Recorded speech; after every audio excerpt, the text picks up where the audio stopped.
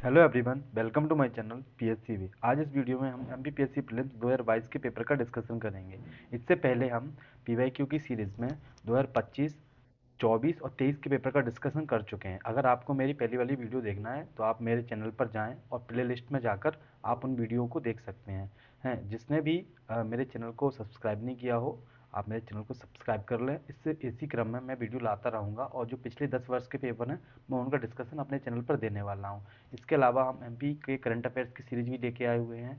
इसके आगे हम आपको जनजातियों के बारे में भी पढ़ाएंगे, तो उसकी वीडियो मैं आपके यहाँ पर जल्द लेके आने वाला हूँ। तो जिसने भी चैनल को सब्सक्राइब नहीं किया हो आप मेरे चैनल को सब्सक्राइब कर लें। तो चलिए हम वीडियो को स्टार्ट करते हैं। तो हमारा पहला ये हमारे 2022 का सेट ए है।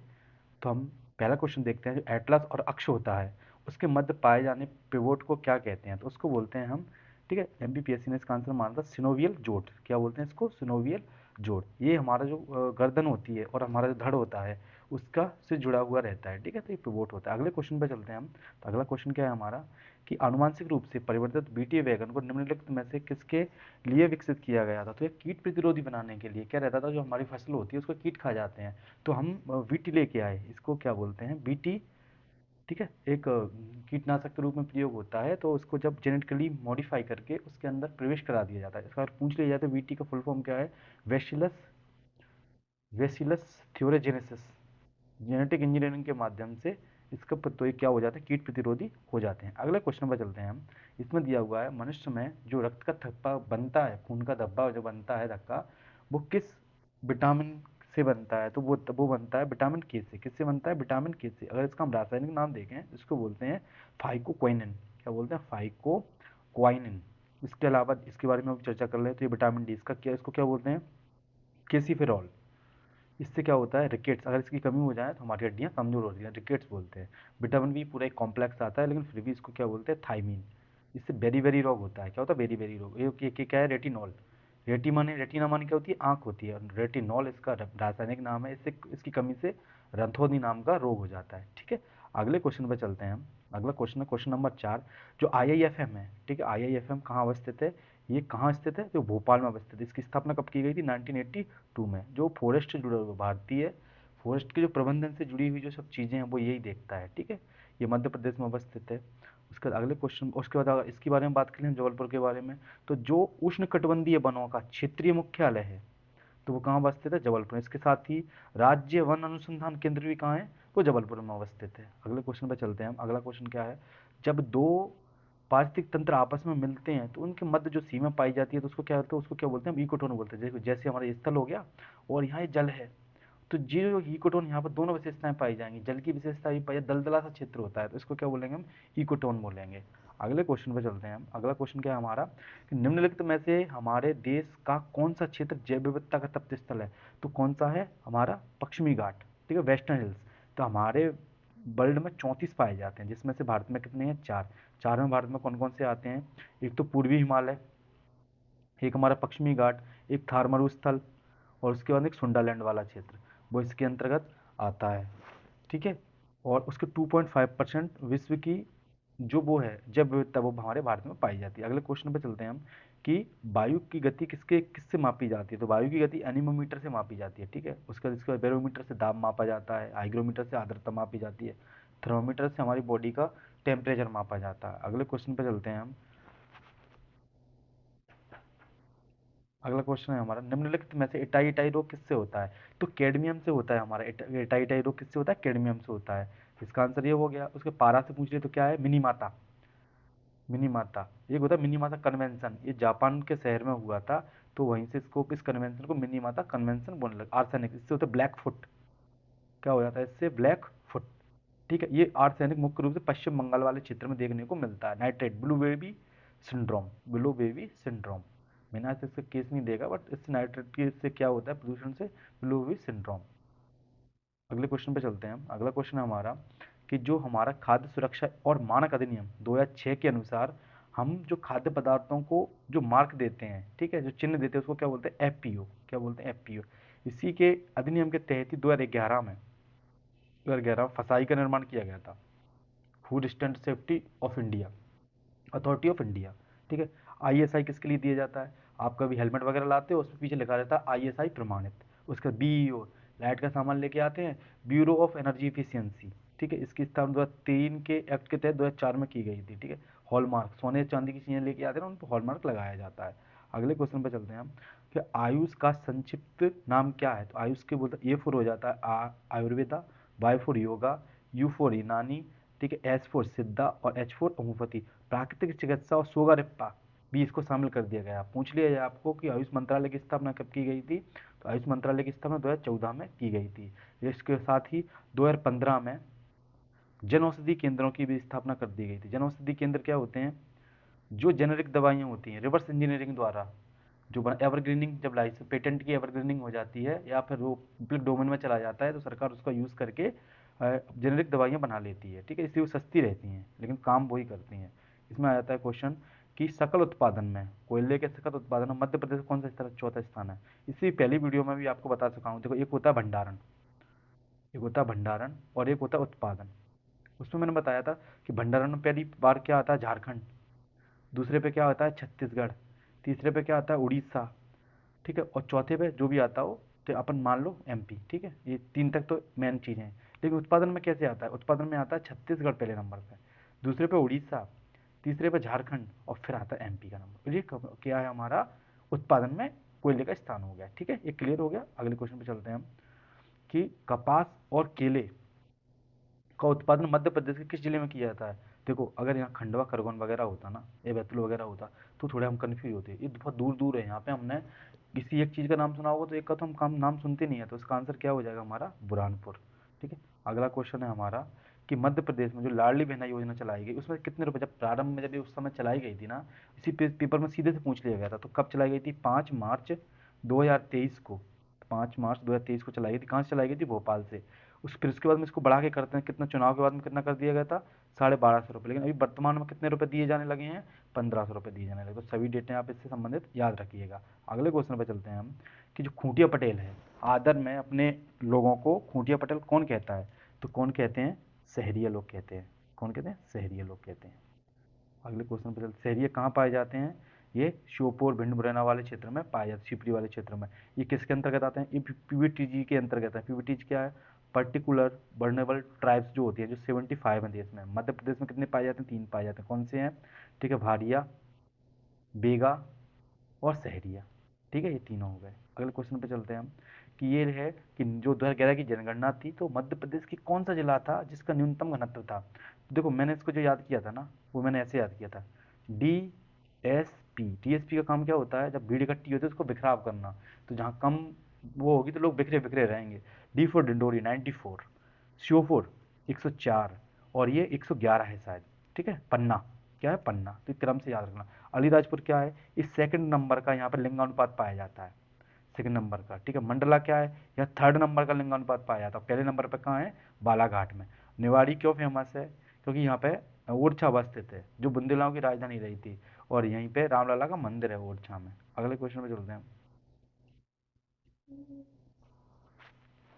अगला क्वेश्चन है हमारा कि मध्य प्रदेश की पहली महिला राज्यपाल कौन थी। तो सरला ग्रेवाल जी को मध्य प्रदेश की पहली राज्यपाल बनाया गया था। उसके बाद ये पूछ ले, आनंदीबेन पटेल कार्यवाहक राज्यपाल बनी थी। वर्तमान में किसकी हैं, ये यूपी की हैं। यह वीडियो में 12 जनवरी 2026 में रिकॉर्ड कर रहा हूँ, ठीक है। तो किसकी हैं, ये यूपी की। द्रौपदी मुर्मू जी कौन है, ये सेकंड हमारी प्रेसिडेंट हैं, जनजातीय से पहली हैं। किससे हैं, जनजाति से पहली हैं।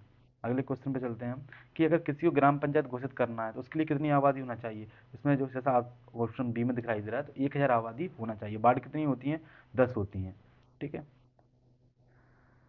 और उसके बाद में सरपंच का चुनाव किया जाता है, जो सदस्य होते हैं उनमें से मिलके।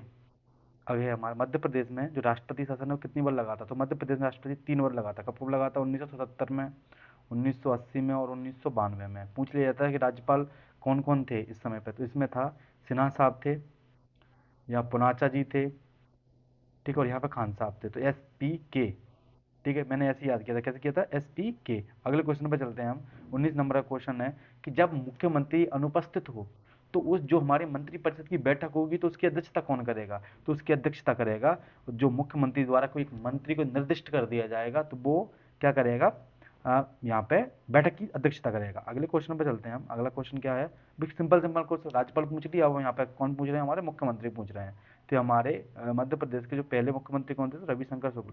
बाद में इनके लड़के भी मध्य प्रदेश के चीफ मिनिस्टर बनते हैं, ठीक है। द्वारका प्रसाद, कैलाशनाथ काटजू जी रक्षा मंत्री जी रहे थे, ठीक है। कैलाशनाथ काटजू जी, भगवत राम मंडलोई, ये जनजाति उससे आते थे। इससे पहले एक वो बन गए थे, कहाँ से, छत्तीसगढ़ से आते थे, राजा रामचंद्र, वो पहले जनजातीय वो बने थे हमारे। अगले क्वेश्चन पे चलते हैं, चीफ मिनिस्टर। अगले क्वेश्चन पे चलते हैं, तो राज्य मानवाधिकार आयोग के सदस्यों की नियुक्ति गठित जो समिति होती है उसकी अध्यक्षता कौन करता है? देखो, इनकी नियुक्ति करता है राज्यपाल, लेकिन जो समिति होती है ना उसकी अध्यक्षता करते हैं हमारे चीफ मिनिस्टर।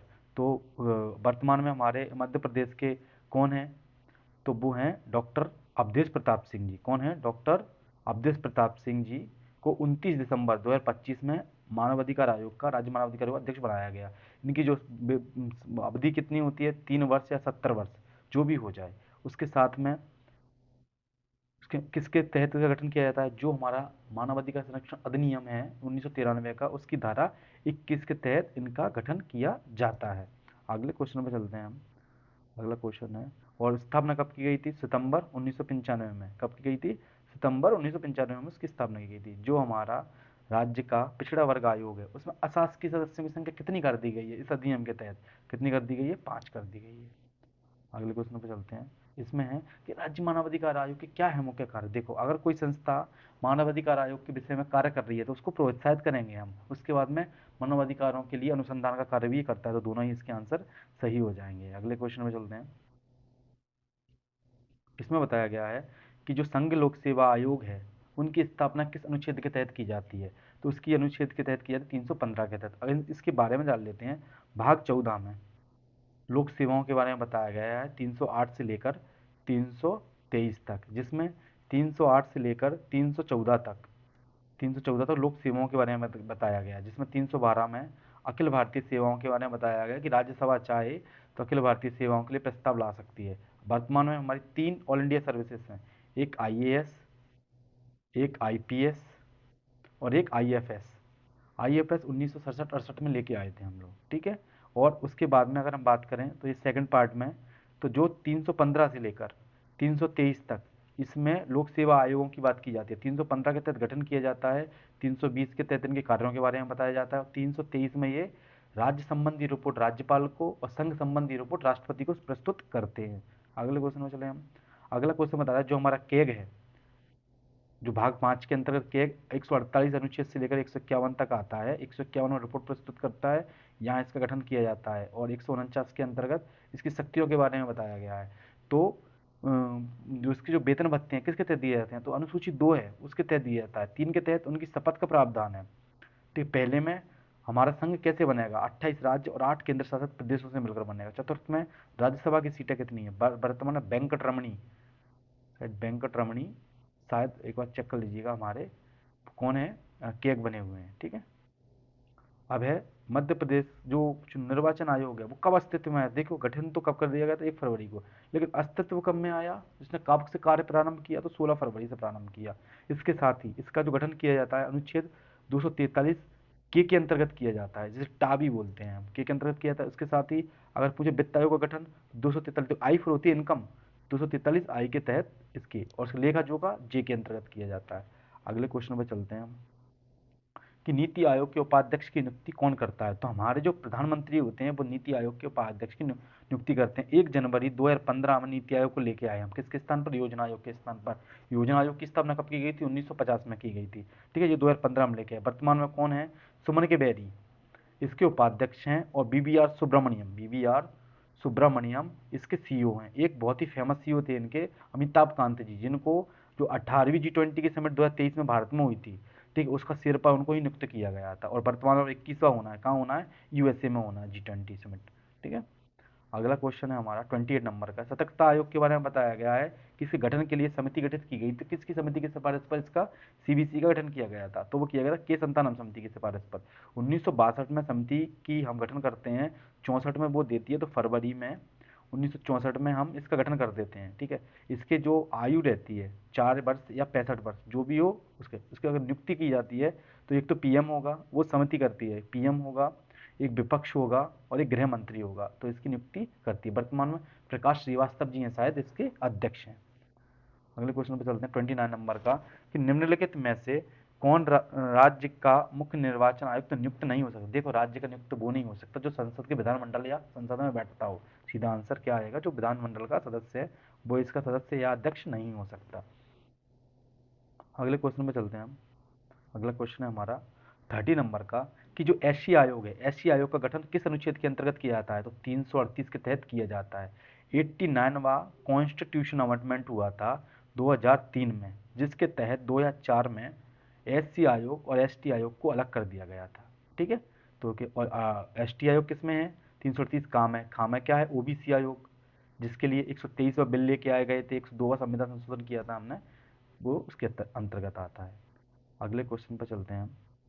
अगला क्वेश्चन है हमारा, अगर और इसके बारे में और चर्चा कर लें हम, तो ये 222 है ना, इसमें विधानसभा की सीटों के बारे में बताया गया है, विधानसभा में सीटें कौन कौन पदेगा, इसमें परिभाषाएं दी गई हैं 342 के अंतर्गत। अगले क्वेश्चन पर चलते हैं हम। अगला क्वेश्चन है हमारा 31 नंबर का, जो एफ है, ठीक है, जो एफ है उसका मुख्यालय कहाँ है, तो रोम। रोम कहाँ स्थित है, इटली में। स्थापना कब की गई थी, 16 अक्टूबर 1945 को। 16 अक्टूबर 1945 को। इसी दिन हम वर्ल्ड फूड डे के रूप में मनाते हैं। वर्तमान में इसके अध्यक्ष कौन है, तो H2 याद रख लेना आप। ठीक है, हांस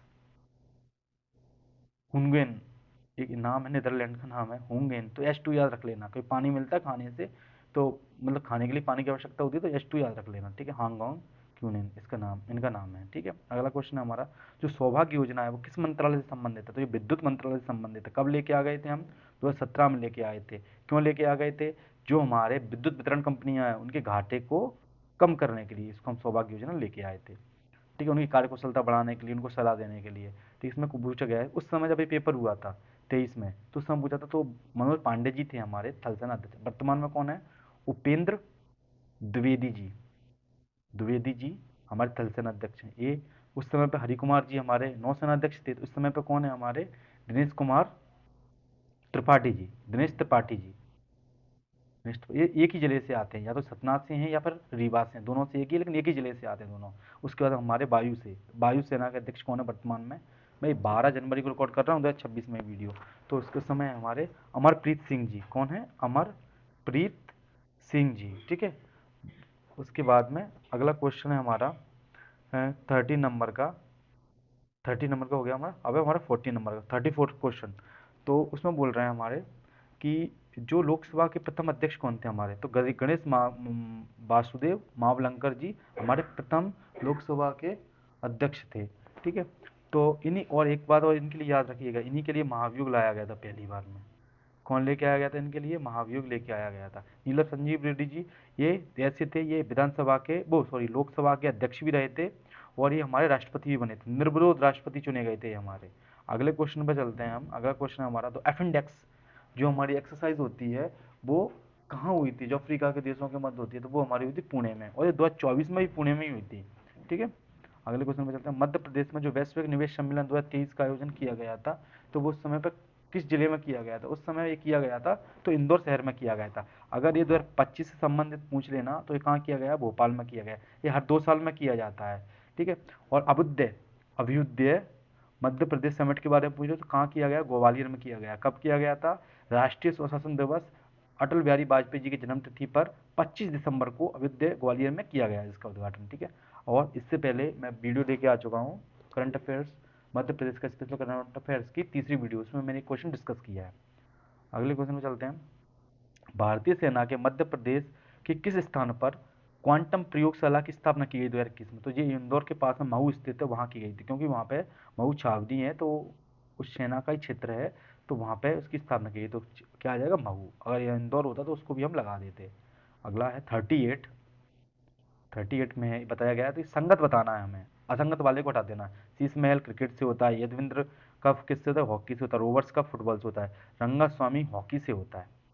ठीक है, रंगास्वामी पोलो से नहीं होता। तो ये 2 3 4 इसका आंसर हो जाएगा। अगला क्वेश्चन है हमारा, कि निम्नलिखित में से किसे फीफा, जो फीफा वर्ल्ड कप हुआ था कब, 2022 में, कहाँ हुआ था, पहले तो ये पूछ लिया जाए तो कतर में हुआ था। जीता किसने था, अर्जेंटीना ने जीता था। कौन है अर्जेंटीना की टीम, मेसी की टीम। उसके अंदर हारा कौन था, फ्रांस जीता था।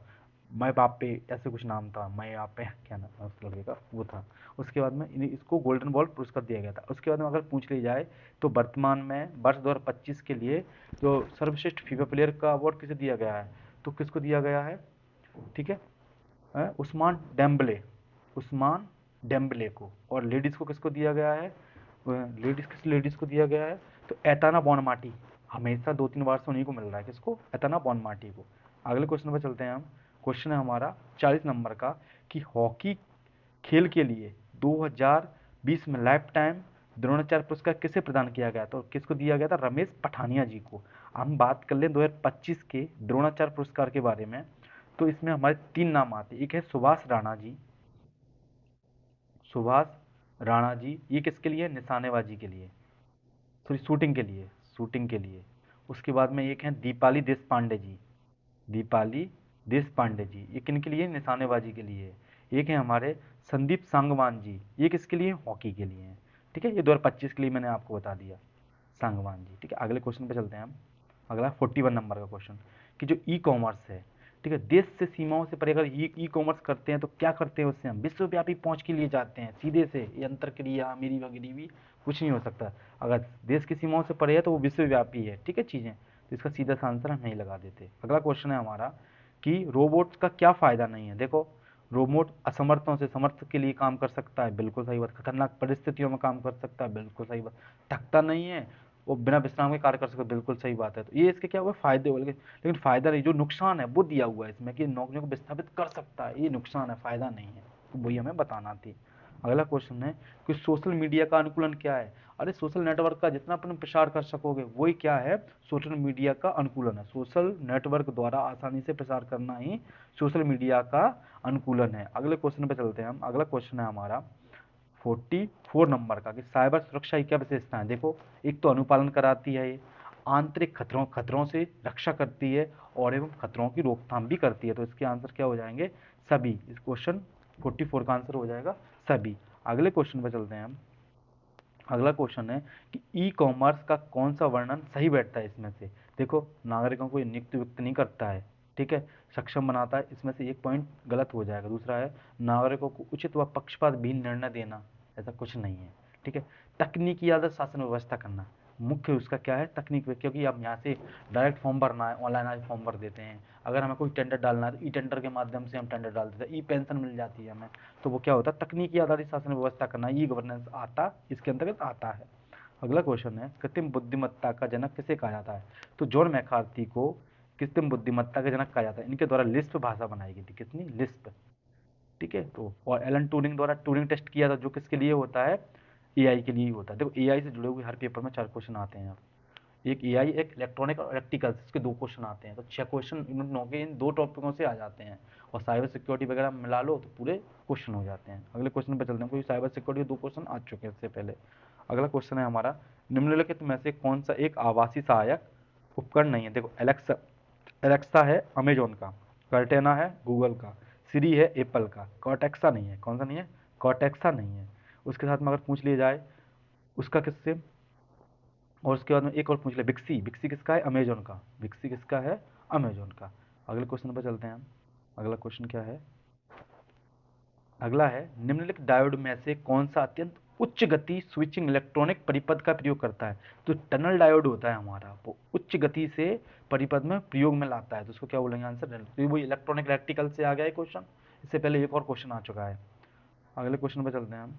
अगला क्वेश्चन है इलेक्ट्रॉनिक उपकरणों में निम्नलिखित में से कौन सी तकनीक इलेक्ट्रॉन होल युग्म पैदा करने में प्रयोग नहीं की जा सकती। तो देखो, तापीय सक्रियता की जा सकती है, संगठ्य आयनीकरण किया जा सकता है, प्रकाशीय सक्रियता की जा सकती है, लेकिन क्या अशुद्धियां करेंगे आप किसी भी इलेक्ट्रॉनिक परिपथ में या होलों में, नहीं करेंगे। तो इसका अशुद्धिय अंतक्षेप इसका आंसर हो जाएगा। अगले क्वेश्चन पर चलते हैं हम कि देखो, फिर से आ गया एआई कि एआई किन चीजों पर निर्भर नहीं करता। देखो, डेटा पर करता है, डेटा दोगे वो तैसी क्रिया करेगा, उसके बाद में एल्गोरिथम दोगे बिल्कुल काम करेगा, लोग जैसे जैसे संचालित करेंगे बिल्कुल। क्षमता नहीं करती है उसकी चीज़ को, बायसनेस को, जो बायसनेस होती है ना, उसका कोई स्रोत नहीं होता है, क्योंकि बायसनेस आती है इन सब चीज़ों से, उसे क्षमता वमता से नहीं। जैसी तुम इनपुट दोगे उसकी वैसी क्षमता रहेगी, ठीक है, तो क्षमता वमता इसमें नहीं आएगी। अगला है क्वेश्चन 51 नंबर का कि वर्ष 2011 की जनगणना के अनुसार निम्नलिखित में से किस राज्य की जन्म दर में वृद्धि सर्वाधिक थी? तो इसका आंसर हो जाएगा मेघालय। और कितने 30% के आसपास थी।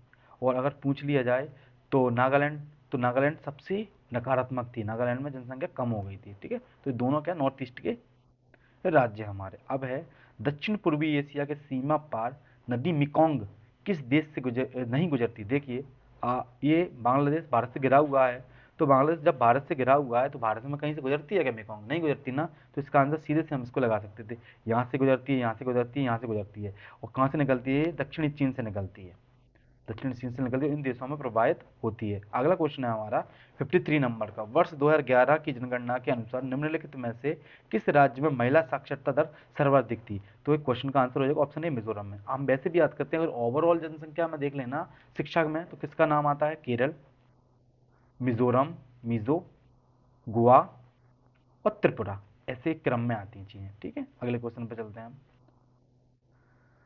कि लौह अयस्क से संबंधित कौन सा इसमें कथन सही नहीं है। देखो सबसे पहले हमें जब हम क्वेश्चन पढ़ते हैं ना, तो हमें ये पता होना चाहिए कि सही पूछ रहा है गलत पूछ रहा है। देखो हमारे देश में हेमेटाइट पाया जाता है, मैग्नेटाइट भी पाया जाता है। ठीक है, कर्नाटक की बेलारी से भी निकाला जाता है, मयूरभंज उड़ीसा से भी निकाला जाता है, लेकिन इन दो राज्यों से अकेले से 80% नहीं निकाला जाता, इसलिए आंसर ये, क्योंकि ये सही नहीं है। अगला क्वेश्चन है हमारा, वर्ष 2020-21 में निम्नलिखित में से कौन से राज्य देश की मूंगफली में सबसे बड़ा उत्पादक था? तो इसका आंसर क्या हो जाएगा? गुजरात। साथ में कपास के लिए भी ये जाना जाता है। आंध्र प्रदेश किसके लिए जाना जाता है? तंबाकू के लिए, अंडे उत्पादन के लिए। ठीक, उसके बाद में राजस्थान सरसों के लिए, मोटे अनाज के लिए। तमिलनाडु, यहाँ लिग्नाइट बहुत अधिक मात्रा में निकाला जाता है। ठीक है, लिग्नाइट कोयला। अगला है एटलस पर्वत किस महाद्वीप में स्थित है?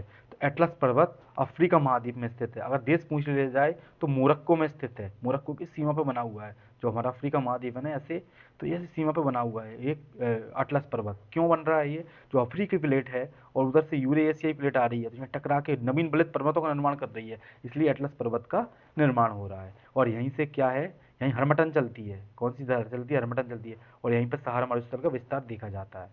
ठीक है, क्योंकि जो हमारी कनारी की जलधारा है वो यहाँ टकराती है, और कनारी की जलधारा टकराने से यहाँ पर जो शुष्क शुष्क क्षेत्र था वो वर्षा के लिए उपयुक्त होते हैं, लेकिन ये धाराएं आके उसको संतृप्त कर देती हैं, ठंडी जलधाराएं आके, इसलिए यहाँ पे वेस्टर्न वेस्टर्न उस पे महाद्वीपों के वेस्टर्न कोस्ट पे हमेशा मरुस्थलों का निर्माण होता है। अगले क्वेश्चन पर चलते हैं हम। सुंदरवन में निम्नलिखित में किस प्रकार के वन पाए जाते हैं? या ज्वारीय वन पाए जाते हैं। ठीक है, कौन से वन पाए जाते हैं? ज्वारीय वन पाए जाते हैं, और सुंदरी के वृक्षों के कारण ही इसे सुंदरवन कहा जाता है। ये विश्व का सबसे बड़ा क्या है? डेल्टा है। ठीक है, ये डेल्टाई क्षेत्र है। सुंदरी के पास देखो ये वृक्ष होता है सुंदरी का, यहाँ पे ऊपर की ओर ये निकली रहती है, इसको बोलते हैं बीबीपेरी। कोई पूछ ले बीबीपेरी किससे संबंधित है, तो इससे ही संबंधित है। किससे संबंधित है? इनसे संबंधित है, बीबीपेरी। अगला क्वेश्चन है 58 नंबर का, कि जो 19 डिग्री ईस्ट रीज है वो कहाँ से गुजरती है? अगर हमें अपने भारत की लोकेशन के बारे में पता होता ना, ऐसे कि यहाँ पर 68 से लेके 97, ये 8 से लेके 804 से लेके, ठीक है, 804 से लेके 3764, ठीक है, तो हम लगा देते, क्योंकि 90 डिग्री कहीं यहाँ से निकल रहा होगा, तो हम कहाँ लगा देते थे? हिंद महासागर। हमें इतना याद होना चाहिए था। अगले क्वेश्चन में चलते हैं। भारत में पवन ऊर्जा क्षमता के संबंध में निम्नलिखित में से कौन सा कथन सही नहीं है? देखो पवन ऊर्जा के संबंध कि हमारे यहाँ पवन ऊर्जा की वृद्धि हुई है, बिल्कुल सही बात है सर, हुई है। उसके बाद गुजरात में 22% पाया जाता सर, उस समय बिल्कुल पाया जाता था। और 2021 में तमिलनाडु में 24% पाया जाता सर, बिल्कुल पाया था। मध्य प्रदेश का तीसरा स्थान था, नहीं, मध्य प्रदेश का कौन सा स्थान था? 8वां स्थान था। अगले क्वेश्चन पर चलते हैं हम कि एशिया में ऐसा कौन सा देश है जो लैंड लॉक नहीं है? देखिए जो निम्नलिखित में से दिया हुआ है, नेपाल हमसे और तिब्बत से घिरा हुआ है। लाओस, देखो साउथ ईस्ट एशिया का एकमात्र देश लाओस है जो तीनों ओर से देशों से घिरा हुआ है, चारों ओर से। और भूटान ये हमसे, और चीन जो तिब्बत वाला क्षेत्र है चीन का, उससे घिरा हुआ है। तो आंसर क्या हो जाएगा? थाईलैंड। थाईलैंड की सीमा क्या रहती है? हमारी सागर से लगती है। अगले क्वेश्चन पर चलते हैं। हमारा 61 नंबर का जो क्वेश्चन है, इसको क्या है, इसमें पूछा था कि भारत छोड़ो आंदोलन की स्थिति को प्रारंभ हुआ था। देखो पेपरों में हम 9 अगस्त पढ़ते हैं, लेकिन इसकी घोषणा 8 अगस्त को ग्वालियर टैंक मैदान से हो गई थी। ठीक है, और यूसुफ मेहर अली द्वारा भारत छोड़ो का जो वर्ड दिया गया था। ठीक है, तो ये पेपर पे एमपीपीएससी में कई बार पूछा जा चुका है, लेकिन इसको वायु ने डिलीट कर दिया, क्योंकि इसका आंसर उन्होंने 8 अगस्त माना था। तो एक अंगे दोहा दिया हुआ है कि पोथी पढ़ पर जग मुआ, पंडित भया न कोई, ढाई अक्षर प्रेम का पढ़े से पंडित। किसके द्वारा दिया गया था? तो ये कबीर के द्वारा दिया गया है।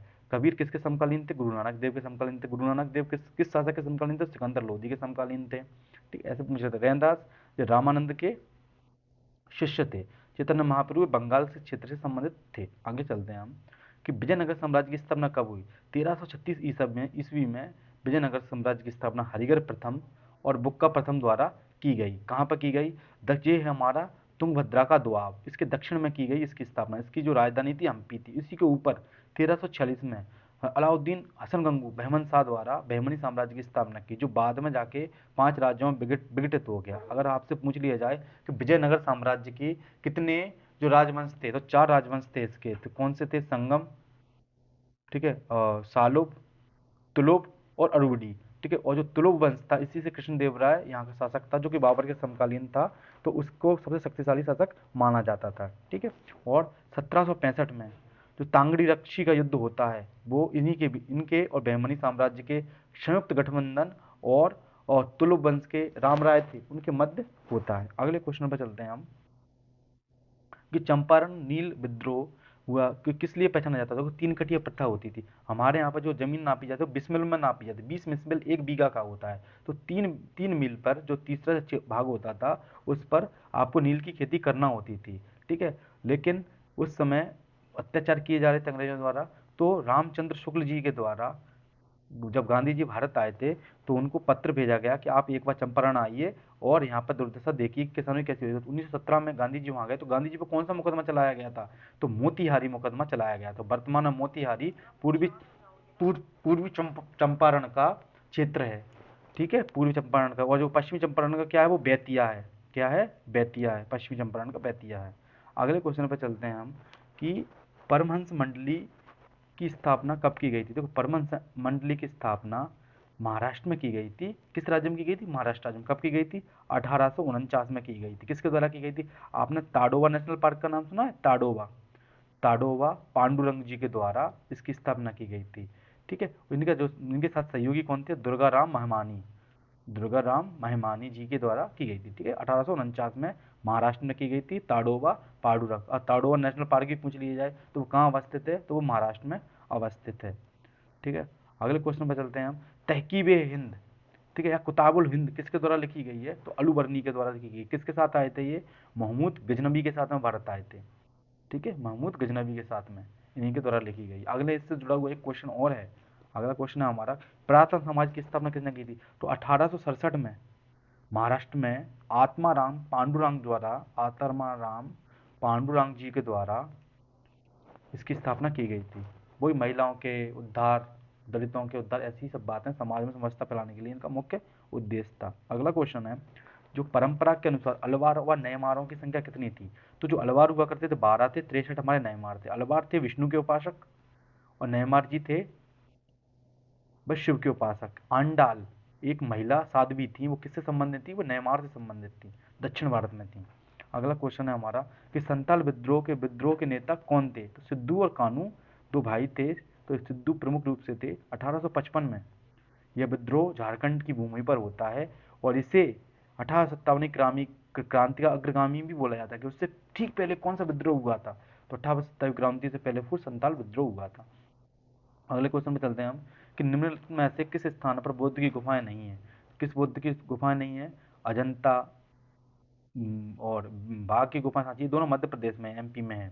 बालासार यहाँ पे नहीं है। अगला क्वेश्चन है हमारा 71 नंबर का। इसमें मिट्टियों से संबंधित, मध्य प्रदेश की मिट्टियों से संबंधित क्वेश्चन है। तो हम एक बार मध्य प्रदेश में मिट्टियाँ देख लेते हैं। मिट्टियाँ क्या है? ये हमारा उल्टा सीधा सा मैप बना दिया है मैंने, मापन नहीं है इस पर। तो देखो, यहाँ जलोढ़ पाई जाती है। यहाँ क्या पाई जाती है? हमारी काली मृदा पाई जाती है, जलोढ़ हो गई। ठीक है, यहाँ पे मिश्रित मिट्टी पाई जाती है और ये यहाँ पे हमारी लाल पीली मिट्टी पाई जाती है। ठीक है, ये लाल, यहाँ पे भी कछारी मिट्टियाँ, उसके बाद में सॉरी गहरी काली, हल्की काली मिट्टियाँ पाई जा रही है। तो ये लाल पीली मिट्टी हो गई।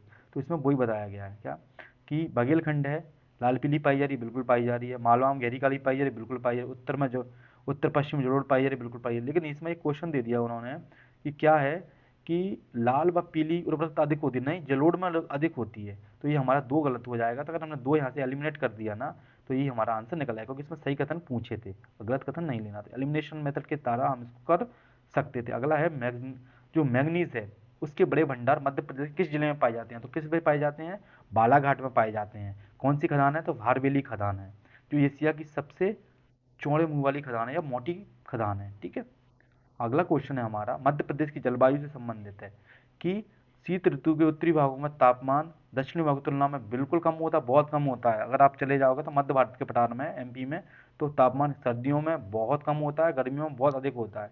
राज्य के दक्षिणी पूर्वी भाग में बिल्कुल बालाघाट वाले क्षेत्र में वर्षा अधिक होती है और सामान्यतः शीत ऋतु शुष्क होती है, बिल्कुल शुष्क होती है, ज़्यादा बारिश हमारे यहाँ पे सर्दियों में नहीं होती है। इसमें लिखा है कि ग्रीष्म ऋतु में मुरैना व दतिया में तापमान कम होता है। नहीं, मैंने अभी बताया आपको, उस मध्य भारत का जो पठार है वहाँ पे क्या होता है कि गर्मी भी बहुत पड़ती है और सर्दी भी बहुत पड़ती है। तो ये क्वेश्चन गलत हो जाएगा सी नंबर का। अगला क्वेश्चन है 74 नंबर का कि जो बीना नदी है वो किसकी सहायक है? तो ये बेतवा की सहायक है। किसकी सहायक है? बेतवा की सहायक है। ठीक है। बेतवा कहाँ से निकलती है? कुमरा, कुमरगवा, रायसेन से ये निकलती है हमारी, और किस में जाके मिल जाती है? हमीरपुर में जाकर, हमीरपुर में जाकर ये यमुना में जाके मिल जाती है। ठीक है। राजघाट परियोजना इसी के किनारे अवस्थित है। इसे बुदेलखंड की गंगा भी कहते हैं। अखरानी मंदार पहाड़ियाँ में एक जो एक गली का निर्माण करती है या फिर गहरी कंदरा का निर्माण करती है, कौन सी नदी करती है? नर्मदा करती है। ये पूछ लिया जाए कहाँ अवस्थित है ये, तो ये बड़वानी में अवस्थित है ये। अब है 76 नंबर का क्वेश्चन कि कौन सा जिला वर्षा ऋतु में अधिक वर्षा प्राप्त होती है? तो कहाँ पे प्राप्त होती है? मंडला में। अगर मध्य प्रदेश में सबसे ज्यादा वर्षा का स्थान पूछा जाए तो वो पचमढ़ी है, लेकिन अगर पूरा जिला पूछा जा रहा है तो वो कौन सा? मंडला। अगर यहाँ बालाघाट होता तो वहाँ आंसर में बालाघाट लगाते। तो हमें ऑप्शन के हिसाब से भी चलना पड़ता है कभी कभी। इसमें पूछा गया कि भौगोलिक क्षेत्रफल में जो प्रतिशत है उसके आधार पर एक ऑप्शनों में से तो किसका स्थान सर्वाधिक था? तो किनको? सोपुर, श्योपुर का। लेकिन अगर वर्तमान में पूछ लिया जाए तो प्रतिशत में वन मध्य प्रदेश में जो हमारी 18वीं रिपोर्ट है, वन रिपोर्ट, मैं एक स्पेशल वीडियो लेके आऊँगा एक 18वीं वन रिपोर्ट के उस पर, इसमें आपको मैं एमपी और देश की पूरी वन रिपोर्ट बताऊँगा। इसमें अगर देख लें तो क्या है? उमरिया, उमरिया, बालाघाट और श्योपुर, ऐसे है। और अगर क्षेत्रफल में पूछ लिया जाए, क्षेत्रफल में कौन सा है हमारा? बालाघाट, छिंदवाड़ा और बैतूल, बीसीबी, मैंने ऐसे याद किया, बीसीबी बैतूल। ठीक है, तीसरा आ गया हमारा। अगले क्वेश्चन पर चलते हैं हम। अगला है हमारा मध्य प्रदेश में सिंचाई। भारत या मध्य प्रदेश में सब में ट्यूबवेलों के माध्यम से सर्वाधिक सिंचाई की जाती है, और दक्षिण पूर्वी भागों में किससे की जाती है? तालाबों से की जाती है। जैसे हमारे तमिलनाडु वाले क्षेत्रों में भी तालाबों से की जाती है। अगले क्वेश्चन पर चलते हैं कि मध्य इसमें से जो निम्नलिखित में से कौन सा कथन सही नहीं है? तो पहला ही क्वेश्चन सही नहीं है। मध्य प्रदेश का कौन सा स्थान है? 5वां स्थान है। ठीक है। जबलपुर के पूर्वी भाग में हेमेटाइट मिलता है। यहाँ पे अब्रक व सिलिका की मात्रा अधिक पाई जाती है। उसके बाद में जो हमारा छत्तीसगढ़ का क्षेत्र है वहाँ पर भी इसके भंडार वर्तमान में चले गए। जैसे अलग हुआ था ना हमारे यहाँ से छत्तीसगढ़, तो हमारे यहाँ से जो खनिज हैं उनकी मात्रा कम हो गई थी। ठीक है। अगले क्वेश्चन पे चलते हैं हम। अगला क्वेश्चन क्या कह रहा है हमारा 80 नंबर का, कौन सी परियोजना सही सुमेलित नहीं? देखो, बरना जो परियोजना है ना उससे रायसेन को पानी मिलता है। ठीक, कोलार परियोजना है ना उससे हमारे सीहोर को पानी मिलता है, और पुनासा से खंडवा को पानी मिलता है। सुक्ता परियोजना नहीं है। ठीक है। सुक्ता ये मुख्य रूप से जो झाबुआ वाला क्षेत्र है वहाँ पे प्रभावित होती है। अगला है हमारा 81 नंबर का कि किस में क्षमादान की शक्तियाँ दी गई हैं? किस अनुच्छेद में राष्ट्रपति की क्षमादान की शक्तियाँ दी गई हैं? तो अनुच्छेद 72 में राष्ट्रपति की क्षमादान की शक्तियाँ दी गई हैं, जिसमें 5 प्रकार की शक्तियाँ होती हैं। इसके साथ राज्यपाल को किसमें दी गई हैं? 161 के अंतर्गत दी गई हैं। ठीक है। और 71 में ये हमारे जो राष्ट्रपति या उपराष्ट्रपति से संबंधित चुनाव में कोई भी चीज़ आती है सुप्रीम कोर्ट के इसमें हस्तक्षेप की बात की गई है। 73 में राज्य की कार्यपालिका के लिए हम क्या कौन होगा इसका प्रमुख कार्यपालक शक्ति किसके पास है उसके बारे में बताया गया। इसमें चीफ मिनिस्टर का चुनाव हो रहा है अकेले का।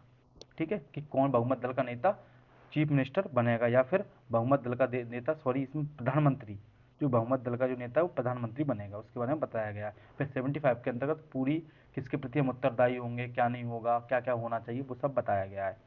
अगला क्वेश्चन है हमारा कि किसने ये कहा था कि जब हम संविधान का निर्माण कर रहे हैं तो मौलिक अधिकारों को हमें विशेष वो नहीं देना चाहिए, क्योंकि ये हमारा पूरा समग्र संविधान ही हमारे लिए विशेष है। तो इसने कहा था, जवाहरलाल नेहरू जी ने कहा था। ठीक है, इसका सेंस यही है, मैंने पूरी भाषा नहीं पढ़ी लेकिन इस सेंस यही है। अगला क्वेश्चन है हमारा कि भारतीय संविधान का कौन सा अनुच्छेद राष्ट्रपति पर महाभियोग की बात करता है? तो अनुच्छेद जो हमारा 61 है वो राष्ट्रपति पर महाभियोग की बात करता है। ठीक है। अगले क्वेश्चन पे चलो। हाँ 84 नंबर का क्वेश्चन है हमारा कि निम्नलिखित में से कौन सा उद्योग विकास और विदेशी व्यापार को लाभ पहुंचा था। देखो अगर जो हमारा विदेशी व्यापार को लाभ क्या पहुंचाएगा, अगर हमारे यहाँ प्रतिस्पर्धा बढ़ेगी ना तो वो हमें हमारे यहाँ उद्योग विकास भी करेगा और विदेशी व्यापार को भी लाभ पहुंचाएगा। ठीक है, तो क्या होगी, प्रतिस्पर्धा, ये सब नहीं हुई, कमी वगैरह नहीं होना चाहिए, आर्थिक विकास में कमी नहीं हुई, उच्च बेरोजगारी होगी तो सब हो पाएगा क्या, नहीं। तो अगर हमारे यहाँ पे बढ़ती हुई प्रतिस्पर्धा है तो ये हमारा वो क्या होगा, उद्योग विकास भी होगा, विदेशी व्यापार में लाभ भी होगा। अगला क्वेश्चन है हमारा कि किस समय जो रिजर्व बैंक है हमारी उसकी राष्ट्रीयकरण किया गया था। तो 1949 में इसका राष्ट्रीयकरण किया गया था। इस समय पर कौन थे, सी डी देशमुख साहब इसके अध्यक्ष हुआ करते थे। पहले अध्यक्ष की बात करें, सर आर्स बॉन स्मिथ साहब थे। कब स्थापना की गई थी, 1 अप्रैल 1935 में इसकी स्थापना की थी। उस समय इसका मुख्यालय कोलकाता में हुआ करता था, वर्तमान में इसका मुख्यालय मुंबई में है। इसके लिए एक्ट लेके आया गया था, तो आरबीआई एक्ट 1934 लेके आया गया था। और इससे पूर्व 1926 में डॉक्टर भीमराव अंबेडकर की अध्यक्षता में आरबीआई के गठन के लिए एक समिति का गठन किया गया था। ठीक है, और अगर पूछ लिया जाए किस एक्ट में इसके बारे में बात की गई, तो हमारी संघीय बैंक होगी। तो 1935 का जो भारत शासन अधिनियम आया था उसके तहत एक हमारी संघीय बैंक की बात की गई थी। अगला क्वेश्चन है हमारा 86 नंबर का, किसमें बताया गया है कि जो हमारा राष्ट्रपति होता है वो एक हाई कोर्ट से दूसरे हाई कोर्ट में ट्रांसफर करता है न्यायाधीशों का। तो न्यायाधीशों को ट्रांसफर करते हैं तो किसके तहत करते हैं, 222 के अंतर्गत करते हैं, अनुच्छेद 222 के अंतर्गत करते हैं, जो किसमें आते हैं, भाग 6 के अंतर्गत आते हैं हमारे। अगला क्वेश्चन है हमारा कि जो 87 नंबर का क्वेश्चन है कि उद्देश्य का प्रस्ताव जवाहरलाल नेहरू द्वारा कब प्रस्तुत किया गया था, 13 दिसंबर 1946 को प्रस्तुत किया गया था। स्वीकार कब किया गया था इसको, तो 22 जनवरी 1947 को इसको स्वीकार कर दिया गया था। पहली बैठक कब हुई थी हमारे संविधान सभा की, तो 9 दिसंबर को हुई थी। तो सच्चिदानंद सिन्हा को इस समय अस्थायी अध्यक्ष स्वीकार कर लिया गया था।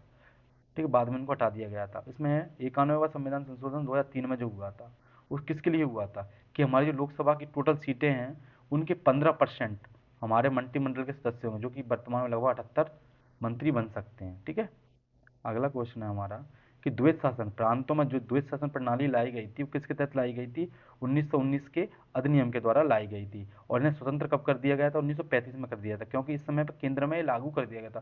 द्वैत शासन होता क्या है, एक होता है आरक्षित विषय हुआ करते थे जो कि गवर्नर जनरल के पास रहते थे। एक होता था हस्तांतरित विषय जो किसके रहते थे, मंत्रियों की नियुक्ति की जाती है इसके तहत। ठीक है, तो किसके तहत लाई गई थी, प्रांतों में। इस समय स्वतंत्र इस समय कर दिया गया था प्रांतों को, और इस समय केंद्र में लागू कर दिया था 1935 में। एक कथन है कि भारतीय लोग इतने सक्षम हैं जो अपने देश के लिए एक संविधान का निर्माण कर सकते हैं और वो सभी का प्रतिनिधित्व भी करेगी वो सभा। तो किसने कहा था, जो हमारे किसने कहा था, महात्मा गांधी जी द्वारा कहा गया था। अगले क्वेश्चन पे चलते हैं हमारा 91 के पे कि निर्मला वर्मा जो पुरस्कार दिया जाता है मध्य प्रदेश संस्कृति विभाग द्वारा, वो किसके लिए दिया जाता है। देखो अगर कोई भारतीय प्रवासी है और वो हिंदी का प्रचार प्रसार कर रहा है उस व्यक्ति को यह पुरस्कार प्रदान किया जाएगा। इसमें है द भूर सिंह बारासिंगा किसके लिए वो प्रस्तुत किया गया था। ठीक है, प्रस्तुत किया गया था जी, कान्हा किसली नेशनल पार्क के लिए किसके द्वारा दिया गया था, 2017 में रोहन चक्रवर्ती जी द्वारा यह दिया गया था। अगला क्वेश्चन है हमारा 93, क्या है, टोकरा कला से कौन सा सही नहीं है। देखो ये अधा अलोह धातु की ढलाई से की कला है, बिल्कुल सही है। ये भरेवा जनजाति द्वारा या भरेवा आदिवासियों द्वारा ये बैतूल में बनाई थी, बिल्कुल सही है। और लेकिन ये विवाह समारोह से जुड़ी हुई सजावटी चीज़ नहीं है, कपड़ा वपड़ा नहीं है। ठीक है, अगले क्वेश्चन पर चलते हैं हम। अगला क्वेश्चन है हमारा 94 नंबर का कि निम्नलिखित में से किस स्तूप का के तोरण में द्वारा अशोक की 2 रानियों एवं बोधि वृक्ष की यात्रा के बारे में बताया गया है।